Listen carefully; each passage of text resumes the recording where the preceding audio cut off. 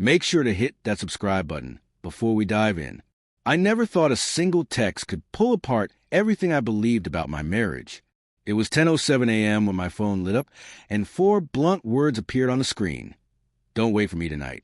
No explanation. No soften the blow message. Just that. I stared at it, frozen, my thumb hanging above the keyboard as I tried to decide whether to ask what she meant or pretend I wasn't bothered. Instead, I reacted without thinking. I snapped a picture of our empty living room, once warm, loud, full of us, now echoing with a kind of stillness that didn't feel like home. I added a line I regretted the moment I hit send. Don't worry, no one is waiting for you. 7 minutes later, my phone buzzed again. That tiny vibration felt like a siren. I didn't know if I should brace for anger, bad news, or something worse, but I knew the next message was about to tilt our whole world. My name is Ethan. I'm 37. Clara and I have been married for 10 years. From the outside, people always assumed we were rock solid, the couple who had it all figured out. Clara lit up every room she stepped into. She had this easy glow that made everyone else lean in. Me? I was quieter, more steady.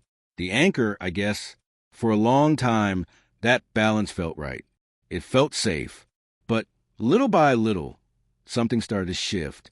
Not loud, not dramatic.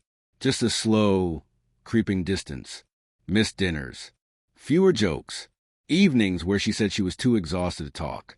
I kept telling myself it was life.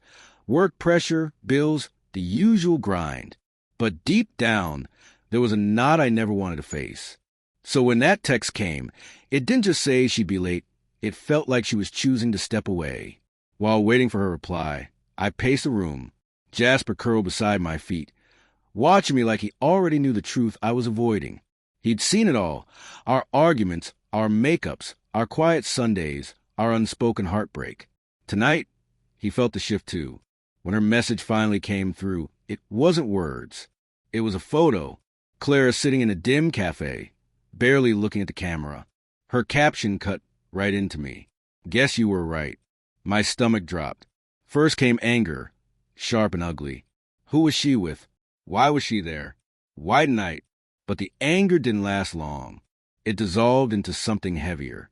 This was Clara, the woman who never played childish games. The woman who was always honest, even when the truth hurt. The picture didn't feel spiteful. It felt like a mirror, one I didn't want to look into. I fell back on the couch replaying memories, like scenes from a movie we stopped watching halfway. Our first date, adopting Luna, now curled on the chair like she ran the place. All those nights we laughed until sunrise, moments that felt close and far at the same time. Everything crashed into those 7 minutes of silence. I tried typing a reply, but nothing felt right. Too raw, too cold, too needy, too distant. Eventually, I just set the phone aside. Sometimes silence tells the truth better than anything you can write. But the waiting, that was its own kind of torment. I felt every moment I'd ignored her reaching out. Every time I brushed things off. Every small hint I missed. Our marriage didn't fall apart in one blow. It dissolved quietly in all the moments we stopped choosing each other. Another buzz broke the stillness. This time, the picture made my breath catch. She was outside the cafe now, sitting under a flickering street lamp, her coffee untouched. Her eyes tired, but clearer than I'd seen them in months. There was something like regret in them, something like truth. Her caption read, "Your photo hit me harder than I expected." It made me think. A tiny spark of hope cracked through everything I'd been carrying. Vulnerability, real, unfiltered, something I hadn't seen in her for too long. I grabbed my coat. I didn't know what I was walking toward. A fight, a confession, an ending, maybe something else. But I couldn't sit there anymore. Outside, the night smelled like rain. The streets were nearly empty, pavement reflecting the streetlights like someone had polished the whole world. Each step toward that cafe felt like walking across 10 years of memories and into whatever would come after. And I knew whatever happened next would redefine everything. When I finally reached the cafe, the screen of my phone still glowed with her message. I stepped inside and saw her immediately. She lifted her head, and for a moment, time stalled. No smile, no resentment, just a look full of everything we hadn't said. "Ethan," she whispered. Her voice cracked around the edges, and it hit harder than I wanted to admit. I sat across from her. The coffee on the table was cold, untouched.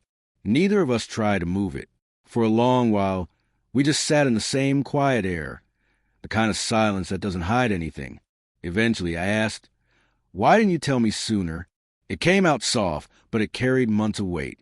She leaned back, shaky breath escaping her. I didn't know how, and I was scared. I wanted to press. Scared of what? But I stopped.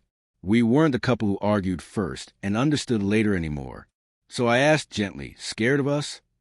She nodded, eyes filled with regret she had no words for. Scared talking would make it worse. Scared we were already too far apart. And strangely, hearing that didn't break me. It released something inside me. Finally, she was admitting the truth I'd felt alone for so long. I exhaled slowly. "Clara, I sent that photo because I wanted you to remember what we've been.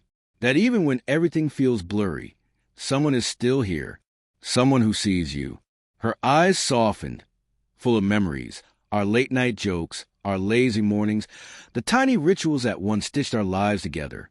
"I didn't realize how much I was overlooking," she whispered. "I kept thinking I needed space to find myself, and I didn't notice how far I was drifting from the one person who always stayed." I hesitated before reaching out. My hand hovered, waiting. She didn't pull away. She set her hand on mine, light, uncertain, but real. And that quiet touch was worth more than any apology. We didn't talk about the lonely nights, or the silent resentment, or the slow unraveling. We didn't make promises we weren't ready for. We simply chose to see each other again. That was enough. When I walked her home, the city was sleeping. At her door, she paused, eyes no longer distant. "Thank you," she whispered, "for not giving up when I didn't know how to stay." My chest ached, warm this time. "I'm not walking away," I said softly. And for the first time in months, something heavy inside me let go. Love doesn't always shout or blaze. Sometimes it's quiet, steady, a soft presence that survives even the cracks. That night, lying in bed, something I thought we'd lost found its way back. Hope. Hope that distance can be crossed. Hope that understanding can grow in the space where words once failed. Hope that small gestures carry the truths that matter most. And that sometimes showing up is enough to bring two people back to each other.